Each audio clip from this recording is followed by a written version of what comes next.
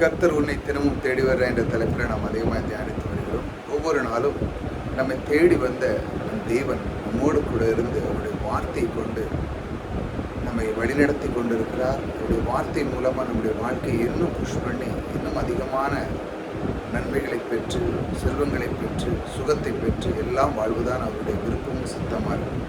அவருடைய வார்த்தைக்கு நேராக போவோம்.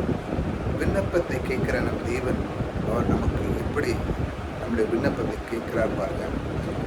என் விண்ணப்பம் உமது சமூகத்தில் வருவதாக, என் கூப்பிடுதலுக்கு உமது செவியை சாய்த்தரும்.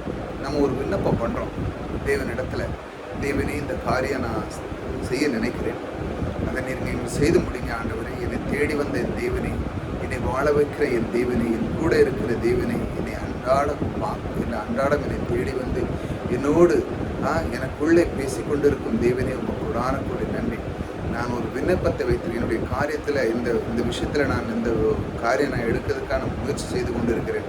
அதற்கான சூழ்நிலைகள் எத்தனையோ தவறான சூழ்நிலைகள், பிரச்சனைகள் மத்தியில் அது நடந்து கொண்டு இருக்கிறது. ஆனாலும் அதிலிருந்து விடுதலையாக்கி என் விண்ணப்பத்தை நீர் கேட்டருளும் என்று சொல்லி நாம் அவரிடத்தில் விண்ணப்பத்தை வைக்கிறோம். அப்பொழுது பாருங்கள், என் கூப்பிடுதலுக்கு உமது செவியை சாய்த்தருளும். தேவனே, என்னுடைய கூப்பிடுதல், நான் என்னுடைய பிள்ளைகளாக இருக்கிறேன். தகப்பனிடத்தில் போய் பிள்ளை கேட்டாப்பா, நான் ஒரு காரியம் எனக்கு வேணும்ப்பா, எனக்கு இந்த விஷயம் அப்படின்னு அந்த சொன்ன உடனே அந்த தகப்பன் சும்மா ஏனதானமாக இல்லை, அவன் தகப்பன் செவி சாய்க்கிறான். அப்படியா, என்ன விஷயம், என்ன எதுக்கு வேணும் அப்படின்னு அதை முதல்ல அவன் கேட்குறான். கேட்டுட்டு அதற்கான அவன் நேரத்தை கொடுக்குறான். உடனே டக்குன்னு ஒரு கேட்ட உடனே கிடைக்குமா? இல்லை, உடனே டக்குன்னு கொடுக்க முடியாது. அது எதுக்கு என்னன்னு கேட்டு அதற்கான ஆயத்தத்தை அந்த தகப்பன் பண்ணுறான். அதே மாதிரி தான் நம்ம பரம தகப்பன் நமக்கான எல்லா ஆயத்தத்தையும் பண்ணி நம்ம தருகிறார். விண்ணப்பத்தை முதல்ல நம்ம வைக்கிறோம். அதற்காக பிறகு அதற்கான எல்லா சூழ்நிலையும் அதை ஏற்படுத்தி நம்ம ஒரு நல்ல விஷயங்களை செய்யும்போது இந்த பிசாசானவன் என்ன செய்யணுமோ அந்த இடத்துல தான் கை வைப்பான். தேவன் அந்த விஷயத்தை, அந்த பிசாசிலிருந்து கையை எடுத்து போட நம்முடைய வாயிலிருந்து நாவிலிருந்து வார்த்தை வரும். இயேசுவின் நாமத்தில் சொல்லுகிறேன், எனக்கு தடை பண்ணுகிற அந்த அசுத்தாவி போ என்று சொல்லி இயேசுவின் நாமத்தில் சொல்லணும். கர்த்தர் நமக்காக அதைத்தான் சொல்லியிருக்கிறார். நீ உன்னுடைய நாவை சரியாக கையாளும் பொழுது நீ எல்லாத்தையும் பெற்றுக்கொள்வாய் என்று சொல்கிறார். அதே போல் நம்முடைய வாழ்க்கையில் இப்படி பேச கற்றுக்கொள்ளணும். பேசும்போது தான் எல்லாமே நீங்கள் பெற்றுக்கொள்ள முடியும். பாருங்கள், விண்ணப்பத்தையும் அப்படி தான் நீங்கள் பேசணும். கர்த்தாவே, நான் வைத்திருக்கிற அந்த விண்ணப்பம் உம்முடைய சமூகத்தில் வைத்திருக்கிறேன் என்றால் நீர் விரும்புகிறேன் முதலாவது.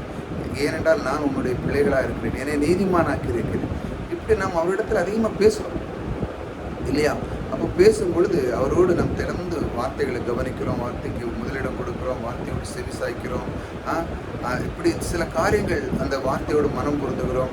இப்படி நிறைய விஷயங்கள் கர்த்தருக்குள்ளே நாம் இருக்கும் பொழுது நாம் விண்ணப்பத்தை வைக்கிறோம். ஒரு சூழ்நிலையில் நான் இப்படி இருக்க மாட்டேன் ஆண்டவரே, இதை விட நான் மேலான ஒரு காரியத்தை நான் நாடுகிறேன், சில விஷயங்களை நான் செய்ய விரும்புகிறேன், நல்ல காரியத்துக்கு நான் புஷ் பண்ண விரும்புகிறேன், ஆனால் நிறைய தடைகள் வருகிறது.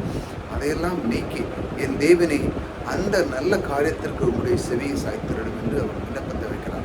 ஆனால் தேவன் அதை கேட்காமல் விட்டுருவாரா?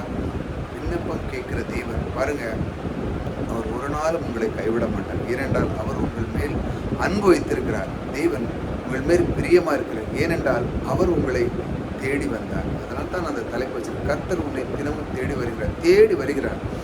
தேடி வந்து அவர் சொல்கிறார், உன் விண்ணப்பத்தை நான் செவி சாய்த்தேன், நீ கலங்காதே, உனக்கு நீ எந்த விண்ணப்பத்தை வைத்தாயோ அது நிச்சயமாக நடக்கும் என்று அவர் உங்களுக்கு வாக்குறுதி கொடுக்கிறார்.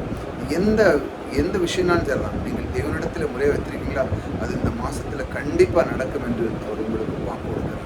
இந்த அற்புத தேவன் நமக்குள்ளே இருக்கும்போது நாம் ஏன் கவலைப்பட வேண்டும்? இந்த விண்ணப்பத்தை தருகிற தேவன் நம்மோடு கூட இருக்கிறார். கர்த்தர் ஆசீர்வதிப்பார்.